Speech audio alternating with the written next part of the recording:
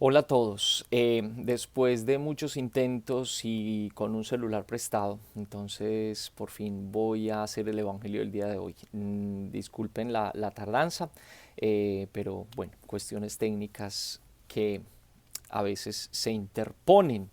Pero el Evangelio del día de hoy es tan importante y que resuelve algunas dudas que ya algunas preguntas que ya me han hecho, que vale más tarde que nunca. Marcos capítulo 8 versículos 27 al 33. Estamos leyendo este capítulo 8 del Evangelio de Marcos. En aquel tiempo Jesús y sus discípulos se dirigieron a la aldea de Cesarea de Filipo. Por el camino preguntó a sus discípulos: ¿Quién dice la gente que soy yo? Ellos le contestaron: unos Juan Bautista, otros Elías y otros uno de los profetas. Él les preguntó: ¿y ustedes? ¿Quién dicen que soy yo? Pedro le contestó: tú eres el Mesías. Él les prohibió terminantemente decírselo a nadie y empezó a instruirlos. El Hijo del Hombre tiene que padecer mucho, tiene que ser condenado por los ancianos, sumos sacerdotes y escribas, ser ejecutado y resucitar a los 3 días. Se los explicaba con toda claridad. Entonces Pedro se lo llevó aparte y se puso a increparlo. Jesús se volvió y de cara a los discípulos increpó a Pedro: quítate de mi vista, Satanás, tú piensas como los hombres, no como Dios. Bueno, entre las preguntas que me habían hecho: ¿por qué Jesús cura al ciego de Bethsaida y después le dice que ni se le ocurre entrar al pueblo? ¿Por qué le pide a la gente que después de curarla o de liberarla que no diga nada, que se queden callados, que no vayan a contar nada? ¿Por qué le pide Jesús a los discípulos, después de que ellos dicen tú eres el Mesías, no se lo digan a nadie? Entonces volvemos a recordar un asunto muy importante en el Evangelio de Marcos, muy interesante además, y es lo que llamamos el secreto mesiánico.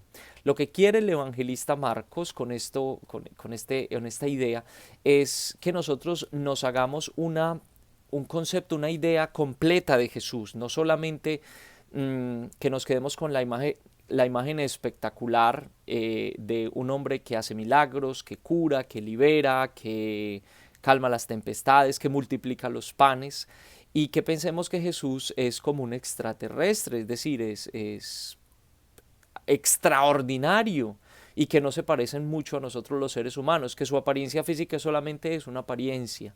Entonces el peligro está en que olvidemos que Jesús, como ser humano, también tuvo que enfrentarse a las vicisitudes de la vida humana, como por ejemplo el sufrimiento por la traición de sus amigos, por las acusaciones, por la persecución, etcétera, etcétera, y por la fidelidad a su proyecto.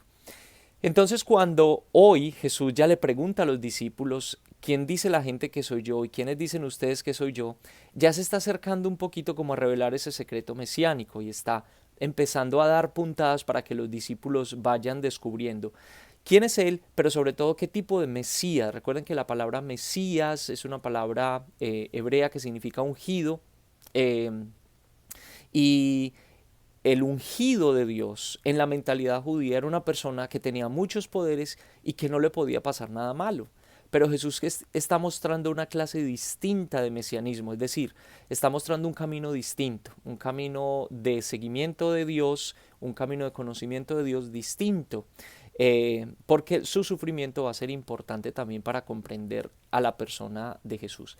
Eso también a mí me hace pensar que muchas veces nosotros no solamente nos hacemos ideas o conceptos a la ligera de las personas, sino de las situaciones también. Y con mucha facilidad decimos que alguna situación es mala o la rechazamos o la condenamos o la cogemos sin ningún juicio, sin ningún discernimiento y pensamos que es lo mejor que nos ha pasado en la vida. Todo, absolutamente todo, necesita tiempo para poder hacer un juicio adecuado. Las personas y las situaciones. No podemos dejarnos llevar por triunfalismos, pero tampoco nos podemos dejar llevar por pesimismos o frustraciones. Hay que dejar que las cosas como que se vayan asentando para poder tener un juicio claro de las cosas y poder aprovechar lo mejor de ellas, no desecharlas ni descartarlas, como por ejemplo en el caso de Pedro, que inmediatamente Jesús le dijo: hey, me van a perseguir y me van a matar. Y Pedro le dice, no, no, no, no, eso no te puede pasar. Por eso le dice Jesús, apártate de mí, Satanás. Es una expresión, no le está diciendo Satanás a Pedro, sino que es, digámoslo así, un juego de palabras con el idioma con el idioma griego. Satanás es el que divide, el que hace tropezar, el que pone zancadilla. Entonces, en ese sentido, Pedro está como haciendo tropezar a Jesús en su plan de vida, en el plan de vida completo, que pasa también por el sufrimiento. Entonces, nos invita a eso, a que nosotros pues sigamos dejando que la historia continúe para podernos hacer una imagen más certera y más justa de la persona de Jesús. Pero también nos invita a que no seamos tan presurosos para hacernos juicios de las personas y de las situaciones, porque todo, absolutamente todo, puede entrañar una bendición y algo positivo para la vida, inclusive las experiencias difíciles. De ellas aprendemos muchísimo, tal vez mucho más que de las experiencias felices. Bueno, mañana seguimos entonces con el mensaje del Evangelio. Chao a todos, bendiciones.